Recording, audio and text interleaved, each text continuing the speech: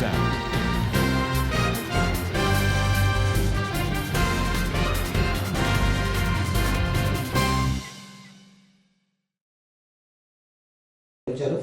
అందరికీ మీడియా మిత్రులందరికీ కూడా పేరు పేరున సాదర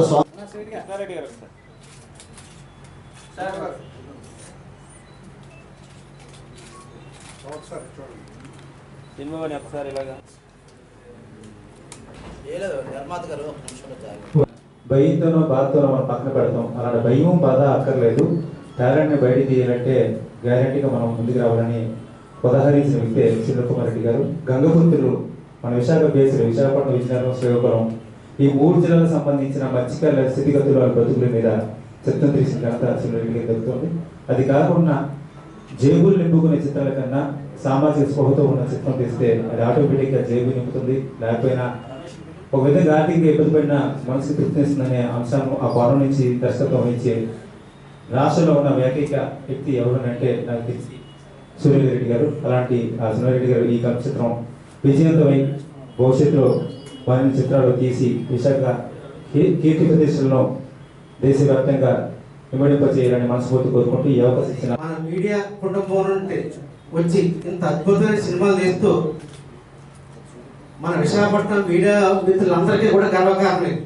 కాబట్టి అందరికీ ఇందులో భాగం ఉంది. అలాగే సందేశాత్మకమైన చిత్రం తీయడం అంటే చాలా ధైర్యం ఉండాలి. ఇటువంటి చిత్రం ఎక్కడో గల్ఫ్ వెళ్ళి నానా ఇబ్బందులు పడి మన ఎన్ని వ్యక్తులు ఎన్ని ఇబ్బందులు పడుతున్నారు, ఇవన్నీ చాలా కష్టపడి చిత్రీకరించవలసి ఉంటుంది. ఎందుకంటే నేను గల్ఫ్ వెళ్ళినప్పుడు చూశాను అక్కడ పరిస్థితులన్నీ. కానీ ఇటువంటి కథను ఎన్నుకొని ఎన్నో కష్టాలు పడి ఇక్కడ ఈ చిత్రాన్ని రిలీజ్ చేయగలుగుతారంటే ఆయన ప్రత్యేక ధన్యవాదాలు తెలియజేయాలి. ఎందుకంటే ఇటువంటి వ్యక్తి మన మీడియాలో ఉండడం అనేది మనకు ఒక ఆనందకరమైన విషయం. కాబట్టి ఇటువంటి చిత్రాలు అనేకం రావాలి. ఇటువంటి చిత్రాలకు మా తమ్ముడు రాజా గారు కూడా ఇందులో ఉండడం అనేది చాలా ఆనందదాయకంగా ఉంది. కాబట్టి నెక్స్ట్ సినిమాలో తీసినారు. సొంత ఊరు సినిమా కానీ, గంగపుత్రుడు సినిమా కానివ్వండి. గంగపుత్రుడు టోటల్గా వైజాగ్లోనే తీశాను. అలాగే ఎంతో కమర్షియల్గా హిట్ అయి ఎంతో మందికి ఒక టెంప్లెట్గా మారిన రొమాంటిక్ క్రైమ్ కథ కానీ, క్రిమినల్ ప్రేమ కథ కానీ 100% నేను విశాఖపట్నంలోనే షూట్ చేయడం జరిగింది. విశాఖపట్నంతో నాకున్న అసోసియేషన్ అండ్ రిలేషన్షిప్ అలాంటిది.